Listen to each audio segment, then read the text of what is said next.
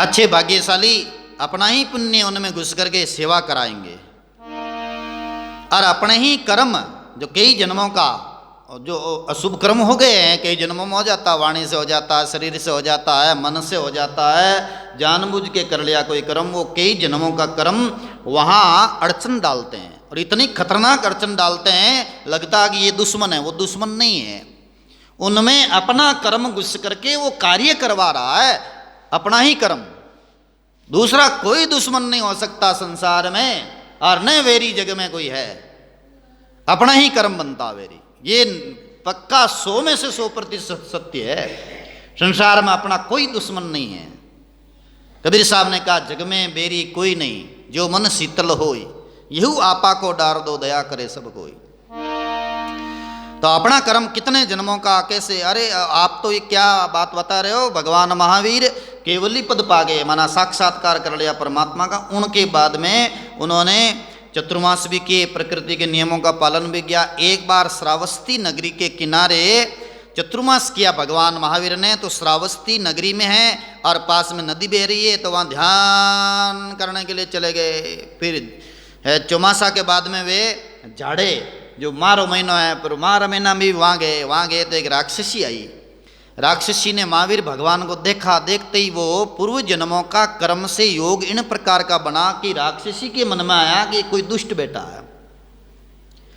और राक्षसी ने हिम कण जो बर्फ बोलते हैं जिनको, बर्फ का टुकड़ा, बर्फ के टुकड़े उठा करके और भगवान महावीर को मारना शुरू किया। जैसे पत्थर होता, पत्थर से मारे तो कितनी लगे, तो वो बर्फ का टुकड़ो मारो और चाहे पत्थर मारो बराबर ही है। तो मारना शुरू किया ऐसे। तो भगवान महावीर को लगा कि मैंने तो केवली पद पा लिया है, परम सत्ता की प्राप्ति कर ली है, फिर भी यह राक्षसी मेरे को क्यों मार रही है। तो भगवान महावीर थोड़ा उठ करके 2 पाउंडा 10 पाउंडा आगे चले गए। इतना में राक्षसी फिर खींच करके आती है, फिर मारती है, फिर खींचती है जोर से, गजबरी खींचती है। भगवान महावीर को लगा कि ये क्या बात है, देखूं तो सही, तो ध्यान लगाया हुए, क्योंकि पहुंचे हुए महापुरुष थे, और ध्यान में देखा कि कौन सा कर्म है, कोई कर्म है कि या फिर कोई इनका स्वभाव है। ध्यान में देखा तो 56 जन्म पहले की है जो वो कर्म आया सामने, कि 56 जन्म पहले भगवान महावीर त्रिपुष्ट नाम के राजा थे, और उसकी पत्नी थी, 10-15 पत्नियां थी, उनमें से एक पत्नी है वो कर्कशा स्वभाव की थी, तो उनको मार पीट करके और घर से निकाल दिया। अब वो रानी है, पत्नी है, वह जन्मती मरती इस जन्म में राक्षसी बनी है यही। और आज वो हिम के कण बरसा रही है ऊपर, हिमड़ा कण है, पत्थरों से मार रही है वो, बर्फ के टुकड़ों से। तब महावीर भगवान को लगा, देखो देखो, इतने जन्मों बाद में भी ये कर्म पीछा कर रहा है। 2-4 है जो लगी, और फिर बाद में संतुष्ट होकर के भगवान महावीर हाथ जोड़ते हुए निकल गए, बोलो, और उनका कर्म पूरा हुआ, बोलो। तो आप सोचो कितने जन्मों पहले का कर्म उदय हुआ है। तो ऐसे ये कर्म उदय होते हैं, और भजन करने वाले को सुख भी देते हैं, अच्छे कर्म सुख देते हैं ना। देखो कितनी मतलब व्यवस्था होती है, रिद्धि सिद्धियां होती है, और लोग है अनुकूल होते हैं, राम राम, और सब प्रकार से सांत्वना मिलती है, भजन में सहयोग करते हैं लोग तो अपना पुण्य से, और भजन में बाधा भी पड़ती है बहुत, तो अपना ही कर्मों से हो रही है। तो यहां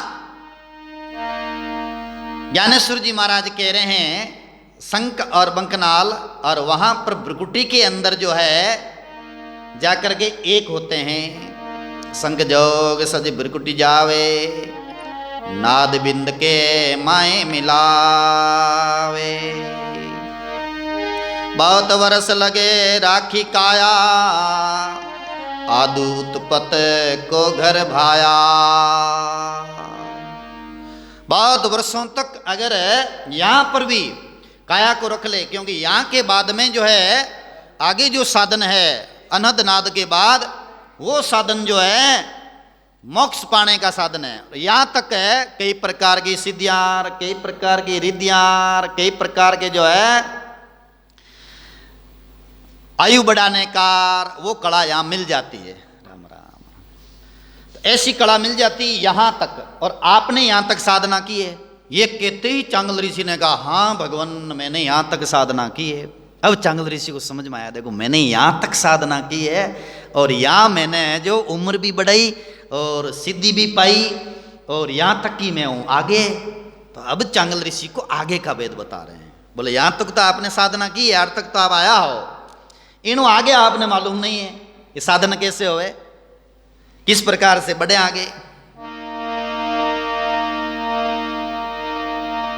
तो बहुत वर्ष तक काया रखने का कारण यहां से है। बहुत वर्ष लगे राखी काया, आदू उत्पत को घर भाया। अब आदू घर यहां से आगे है। अब रेसी सुनो, वासु चाल गर्भ में आयो, साज जोग उही पत ध्यायो। वासु आठुं भी है जो गर्भ में आ सकता है और गर्भवास में भटक सकता है। ये भी दरियाव जी महाराज की वाणी जी में है। त्रिकुटी लग पहुंचने के बाद में भी राम जी को विसार सकते हैं। पाए विसारे राम को, तो राम जी को पाकर के विसार दे वो भक्ति से दूर हो जाता है। दरियाव जी महाराज की वाणी जी में आता है ऐसा। जोगी भंवर गुफा के वासी, अजपा ओम सुमन लासी। जोगी है यहाँ भंवर गुफा तक वासी है, आगे नहीं। जब लगे देहे जते सुख थारी, बिन श्या पुंदगल प्राणे दुखियारी।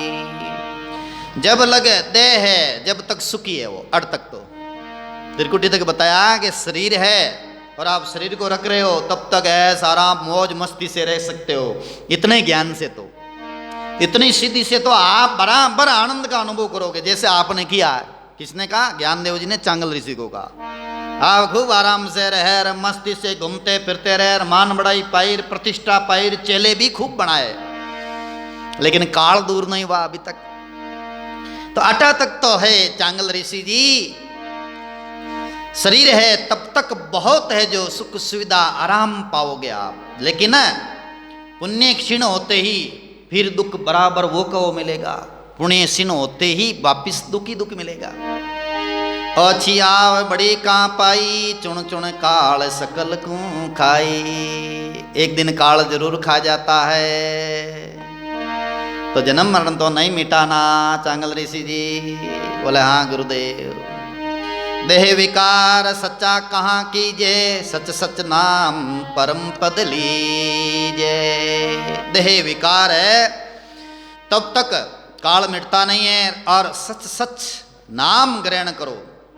ये नाम है ना, ये नाम निर्गुण नाम, और नाम की धुन के साथ में जाते जाओ। और नाद है उसके सारे सारे रणुकार धुन करो, और उस रणुकार धुन के साथ में उस नाद में जाकर के और उस केवली पद सत्य सता का साक्षात्कार करो, तब जन्म मरण मिटेगा। ये बात दरियाव जी महाराज ने भी कही। दरिया बहुत बकवाद तज, कर अनहद से नह, ऊंदा कलसा ऊपरे क्या बरसावे मह। तो बहुत बकवाद तज करके अनहद से नह, भीतर जो नाद खुलती है, सन्नाटा में ध्यान लगता है, आकाश धुन होती है जिससे हंस धुनी का, दादू दयाल जी महाराज ने उस हंस धुनी का ध्यान करो। और जब हंस धुनी का ध्यान करते हो तो एक शांत स्थिरता में आपको शब्द सुनाई देगा, राम राम राम राम राम राम। आप खुद राम राम नहीं करोगे, अपना ऑटोमेटिक आपको सुनाई देने लगेगा।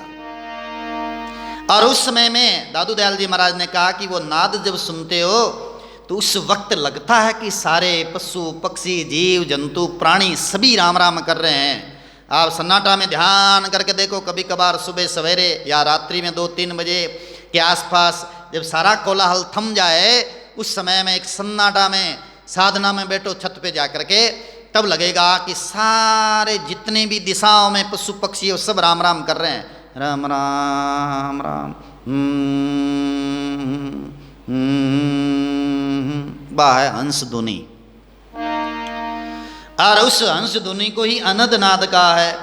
और ऐसी अनद नाद मैं सच्चे से रणुकार धुन करो, वो परम पद पाते हैं। अब चरणों में पड़िया चांगल ऋषि की, भगवान इस ओर तो मैं गया ही नहीं था, इस रास्ते गया ही नहीं था, और ये वेद मुझे मिला भी नहीं था, क्योंकि हठ योग करके और तरह तरह से कम खा के तपस्या करके सिद्धियां पाली, सिद्धियां में उलझ गए, और सिद्धियों में उलझ गए तो वहां पर चंचलता, संकल्प और तरह तरह के मन के विचार चलते रहे। ये विचार शांत होते हैं अनहद नाद के बाद में। नहीं जन आदमी ध्यान में बैठा राम राम राम, मन में विचार चलते रहते हैं तरह तरह के, तो अभी तक रहस्य नहीं मिला। तो ये कितनी रहस्य की बात बता रहे हैं ज्ञानदेव जी, मुक्ताबाई जी, एकदम रहस्य की सूक्ष्म बात बता रहे हैं। जो साधना की है उनको समझ में आएगा, साधना नहीं करी उनको बिल्कुल समझ में नहीं आएगा। ये उनके ऊपर से निकल जाएगी बातें, बोलेंगे हमारे तो कोई समझ में नहीं आई। तो भजन करने वाले के ही समझ की बात है ये।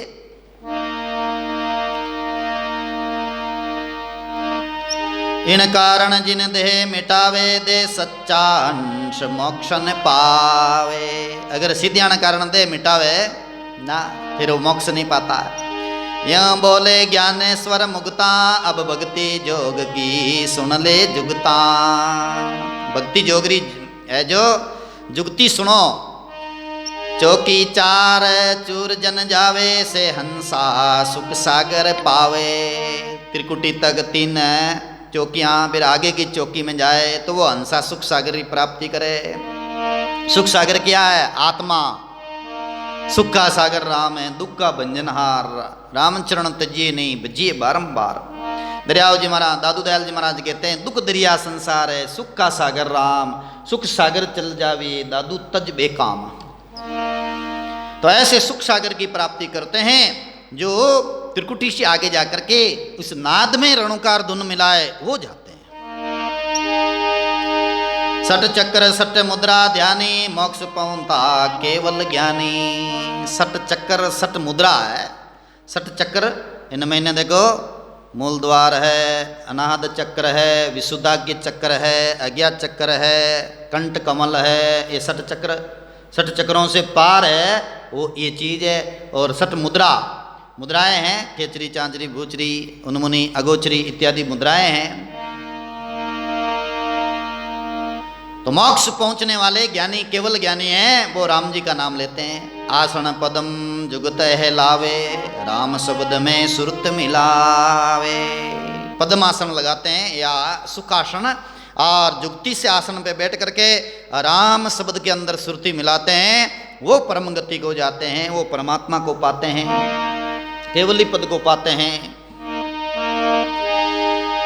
मन पवना साजन कर देवे, सांस उसास नाम मुख लेवे। ये देखो, मन पवन की साधना करे, बाकी की बाहर की नहीं, अंदर की साधना, मंदरी साधना। और फिर पवन, ये पवन जा रहा ना, सांस अंदर जा रहा फिर बाहर आ रहा, इसके सारे व नाद मिलेगी।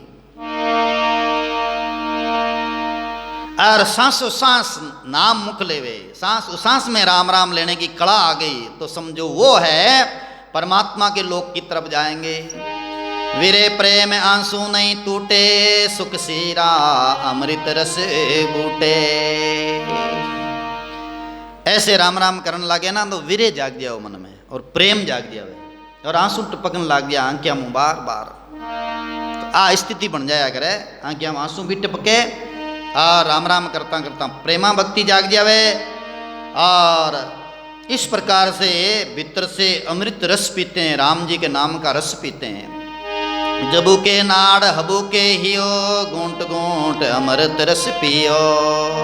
नाड़ियाँ जबू के हृदय है जिको, हबू के माना भरीजे हृदय, और घूंट घूंट अमृत रस पिए। राम राम राम राम राम राम राम राम राम राम राम राम राम राम राम राम राम राम राम।